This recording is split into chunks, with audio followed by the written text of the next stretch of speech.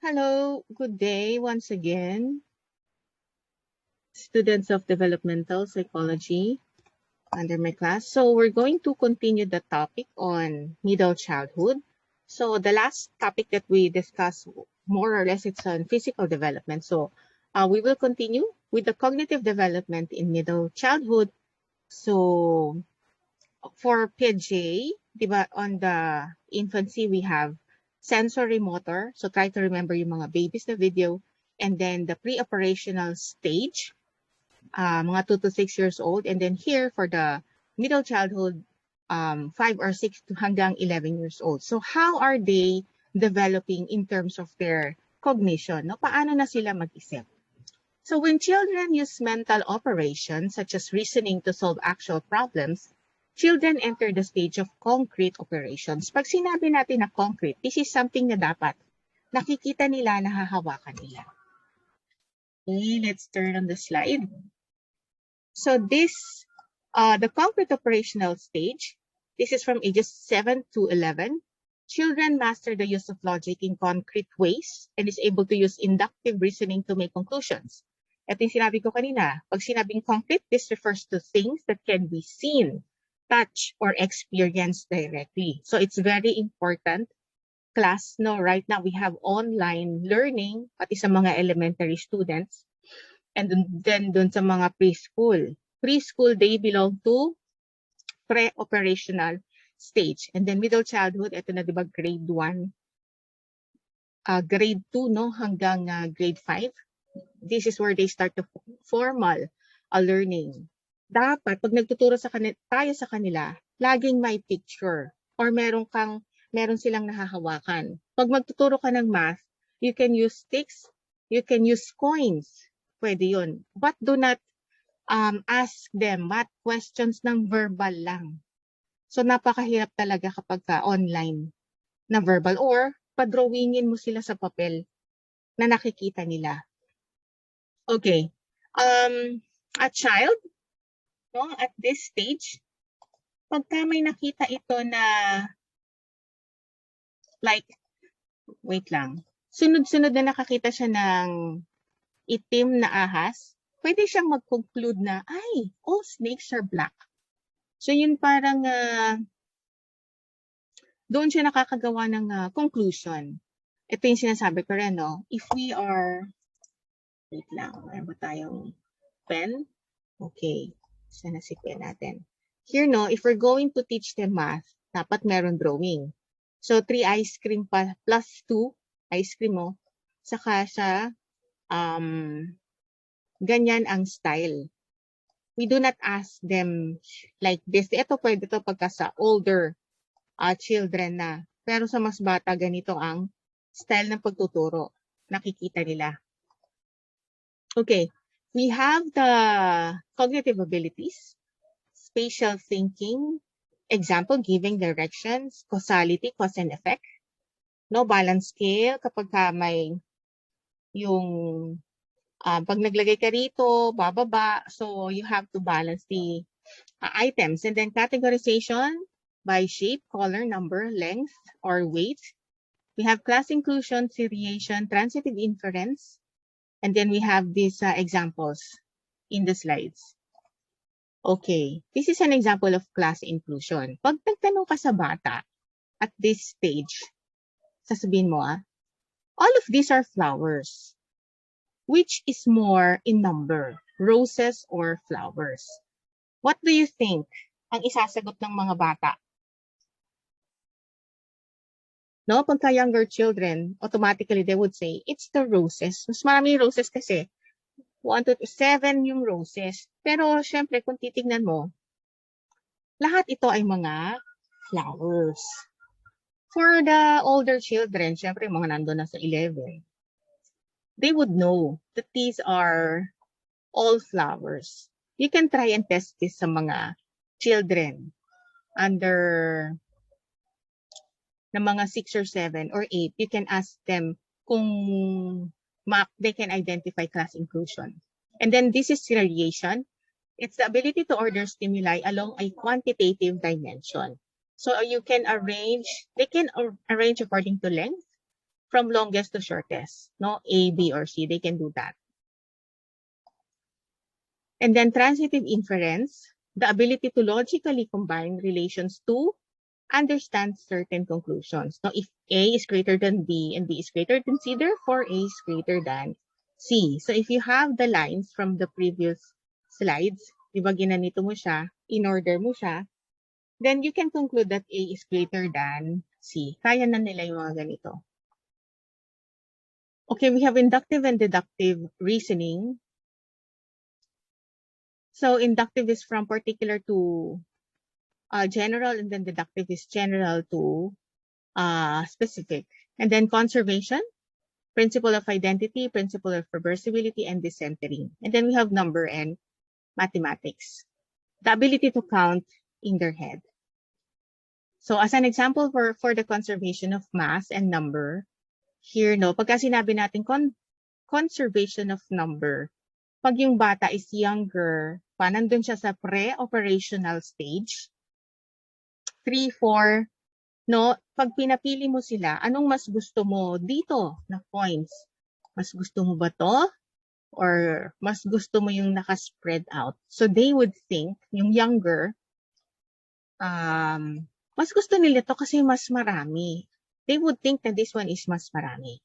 But a child na nasa middle childhood, meron na siyang conservation of number na kahit baguhin mo yung forma nito, it stays the same. Yung number niya. Gusto kong 16 to. 16 din to. Iniba mo lang yung forma. And then they also have the conservation of mass. So here, this is a clay. If you flat the clay, ni-roll mo siya, pinirapiraso mo siya, it's the same clay. Pareho lang. But then, younger than the middle childhood, early childhood, they would think that this one is more, this is more, this is more. And it's not the same as this. Okay, that's a conservation of mass. This is Piaget's tower problem. This is a 4x4 array. So, decentering and reversibility, pwede mo siyang ayusin ng iba't ibang style. Okay, like 2 towers of 8, 2x8 array, 16 cubes in an open design, or 1x16 array. No, pwedeng nakakahiwalay siya. Decentering and reversibility. Okay, example. Pagdating sa math, 5 plus 5 equals 10. Kasi nagdagan mo ng 5. So that would be 15. And then you ask a child, you went to a fruit store with 15 pesos. You bought 2 apples for 4 each. You receive a change. How much did you receive? Sige kayo. Magkano sukli? Pag bumili ka ng 2 apple, na worth 4 pesos. Meron kang perang 15 pesos. Magkano sukli mo? If your answer is 2, correct ka. Okay, yung iba siguro sa inyo nalito. Bakit kayo nalito? Kasi ang pera mo ay 15 pesos. Hindi mo naman ibabayad yung buong 15 pesos kapag ikaw ay bibili. Right? Wait lang. So that's numbers and math. Let's have another one. Okay, when you ask children at the beginning of the concrete operational stage, so you have 7, you have 8, yung ganyan, no? And then ask them, sino mauuna sa B? No, you start here at A. Sino sa mauuna? Si green car or si pink car? Sinong unang makakarating sa destination na B? No, at what route? Or route 1 or si route 2 na straight line? So because yung early, yung mga mas younger, they would think kasi ito mas naka-advance, no? Siyempre pagka nilagyan mo ng line, mas nauuna siya. Hindi nila napapansin na itong curve line. Tapos, what's this, no? Mas malayo ito from B. So, hindi pa nila alam na itong, yung route 2 is the fastest para makarating dun sa B. Okay, later, they realized the correct relationship between speed and distance. That's why si physics, hindi mo siya ituturo sa grade 1, grade 2, grade 3, grade 4, grade 5. Kaya lang tinuturo physics. Or introduction. Minsan nasa high school. Kaya ba, oo, 40 rang, parang 40 rang physics namin. Okay, next, here, we have classification. It can include new ways of arranging, categorizing, or creating classes of information and will grow during middle childhood. So when we classify, if you have these blocks, you can classify them by shape, by color, or by height, or simula from small to biggest. Now, that's one way of classification. Pagka younger than the concrete, operational, the pre-operational, mahihirapan pa silang mag-classify. That's why yung mga absent na skills cognitively in the pre-operational stage, you can find them already in the concrete operational stage. So concrete operational thought includes the understanding that objects have an identity or qualities that do not change, even if the object is altered. Yun na yung conservation na pinakita ko kanina. Okay. Children in this stage understand reversibility, that some things that have changed can be returned to their original state. Example, 10 plus 2 equals 12. 12 minus 2 is similar with 10. Yun yung concept ng reversibility. So, by this time at by this age, pwede na nating turuan ng math at subtraction ng mga bata. Okay, the concept of reciprocity where changing one quality can be compensated by changes in another. Okay, here's Paget's Beaker experiment. When I pour water from the tall glass into the flat one, which of these containers has more water in it? No, ito yung classic na experiment ni Paget. From a tall glass, nilagay mo sa flat. Pagka mas bata, they would say na yung water na nandun sa tall glass, pagka sa 10 years old here in the middle childhood, they both have the same amount. Siyempre, pagka sa adult, a pint is a pint. But you're already adults. Okay. Cultural experience, as well as neurological development, seems to contribute to the rate of development of conservation and other Pragian skills. That's why when I tried to let you watch yung babies, doon yung makikita yung cultural experience. No, malalaman mo yung sa advanced nation like Japan and USA,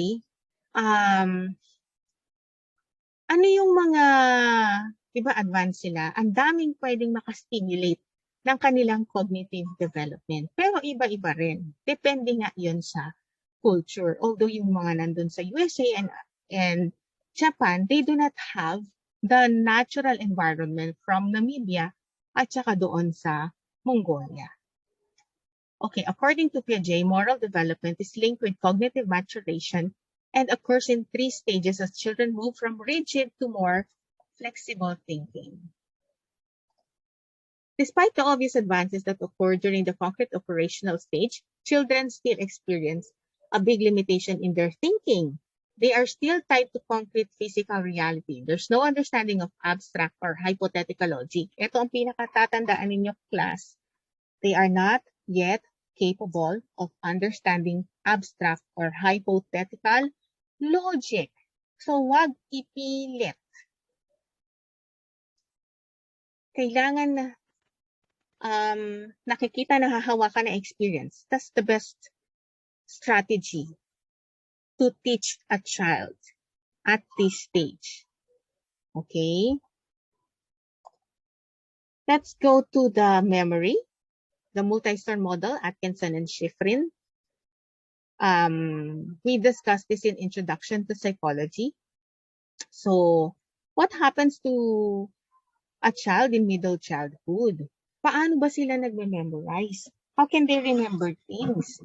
Iba pagka sa mga bata, paano nila natatandaan? Kung kayo adult na, you have reviewer. Pwede kayo maglagay ng code. Diba pwede kayo maglagay ng acronym at marami kayong style for remembering things. Eto, nag-start pa lang silang aral. Okay? So how do they remember things? Let's talk about this multi-store model ni Atkinson and Shiffrin. First, we have the sensory memory. We have three, no? Kinds of memory: sensory memory, short-term memory, and the long-term memory. So everything would come from the environment. That's the input, sensory input, sight, sounds. So mapupunta yan from your sensory memory. Short lang to, no, ang span. Sobrang sandali lang ang exposure nito at hindi mo ito lahat mare-remember or matatandaan. But then sabi nga, although hindi mo siya natandaan, napupunta yun sa unconscious, no, according to Freud. And then, if you do not rehearse, kagaya sa short-term memory, makakalimutan mo talaga siya. And then some would go to your unconscious, especially if you don't give attention. So attention is very, very important, especially for sensory memory. So kaya nga ang sinasabi, no, kapag ka naglalakad ka, tapos may narinig kang nahulog na barya, I mean, ma-get yung attention mo because of the sound of the coin na nahulog. But then you will not be tuned to maybe the sound of a bird or music, no, depende. So, from sensory memory, if you give attention, pupunta siya sa short-term memory. For you to remember this at mapunta sa long-term memory, you should do elaborate rehearsal para ma-store siya in the long-term memory. So, anything na hindi mo na-rehearse, hindi mo na-rehearse, hindi yan ma-maintain. This is just, the duration of this is 30 seconds, no? Sobrang short. So, if you do not rehearse, walang rehearsal na maintenance, no, elaborate rehearsal, mawawala siya, you forgot this through decay or displacement. Kapag ka may bago kang information na natutunan or sinabi, mawawala na yung mga naunang pinresent sa'yo ng mga items or ideas, unless you try to rehearse them. And then finally, in the long-term memory, so lahat na nanggaling from your sensory memory to your short-term memory, it will be stored sa long-term memory. Una, pag nagbigay ka ng attention. Pag nag-rehearse ka, there's elaborate rehearsal, so that will go to your long-term memory. Siyempre, everything should also be meaningful. So it will pass through to your long-term memory. Paano nangyayari dito? Makakalimutan natin siya through interference or retrieval failure. Because sa sobrang tagal na, pwede mo siyang makalimutan or through interference dahil ang dami-dami mong pinag-aralan at naistorbo ka pa, no, magkakaroon ng gap, hindi mo siya mare-remember. So, ganon siya. Okay, that's the kinds of memory model. Let's continue. Let's talk about information. Ito na pala yan, no? Information processing theory compares the way in which the mind works to computer, storing, processing, and retrieving information, and has 3 levels. Ito na yan. Sensory memory, working memory, and long-term memory. Children in middle childhood build the ways they attend to and store information and have a better understanding of how well they are performing a task and how difficult it is for them. What are the advances in memory and other information processing skills? During middle childhood, although sensory memory shows little change, with age, the capacity of working memory increases greatly during middle childhood. Why? Kasi kasabay din yan pag-develop ng brain. Mas develop ang brain, mas marami tayong ma-remember. And then, yung sinabi ko rin kanina, kapag hindi mo rin ginamit ang brain mo, may tendency na mapuprune. Mababawasan yung mga connections na mga neural connection. The central executive, which controls the flow of information to and from long-term memory, seems mature between ages 8 and 10. So, old na to, no, yung mga bata, ages 8 and 10.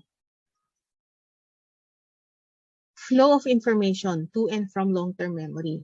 Pero I think, class, you can train naman children or you can train children to remember. Pwede kayong mag-memory game para ma-practice sila.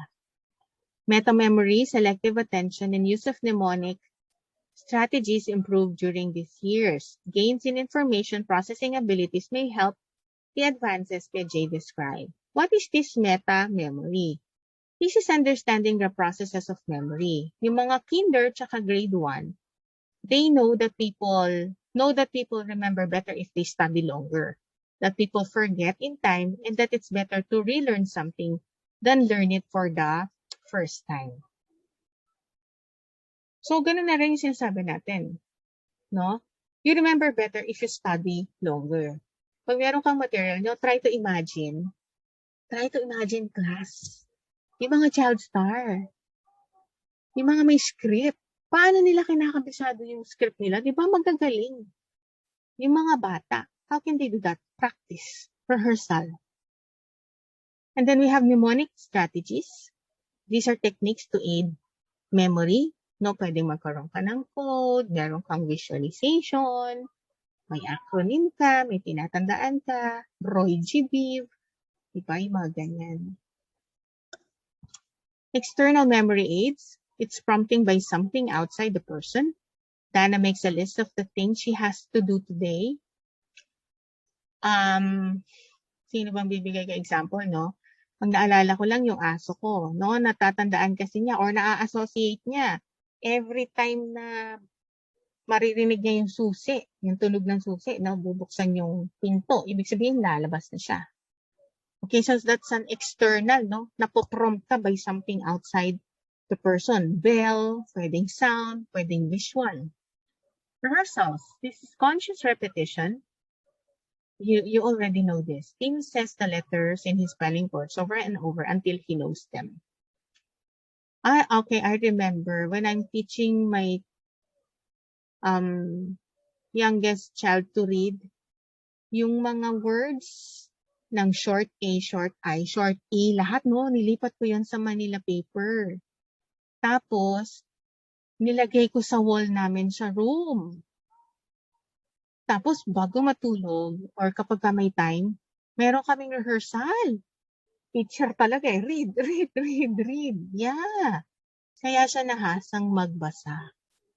So, that's good. That's another tip. No? You transfer words sa Manila paper, lagay mo dun sa wall. Tapos para bonding time nyo, pwede, no? You teach a child how to read. Okay, organization. Grouping by categories. Luis recalls the animals he saw in the zoo by thinking first of the mammals, then reptiles, and so on.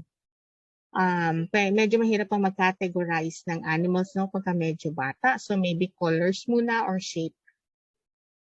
And then elaboration, associating items to be remembered with something else. Maybe you can try this with food or fruits or vegetable. You can associate orange na color, orange na fruit. Carrot is also orange. Oh, di ba? Or apple is red. No. So you associate it with the color. Mas madali siya. Pagkabata. Language development.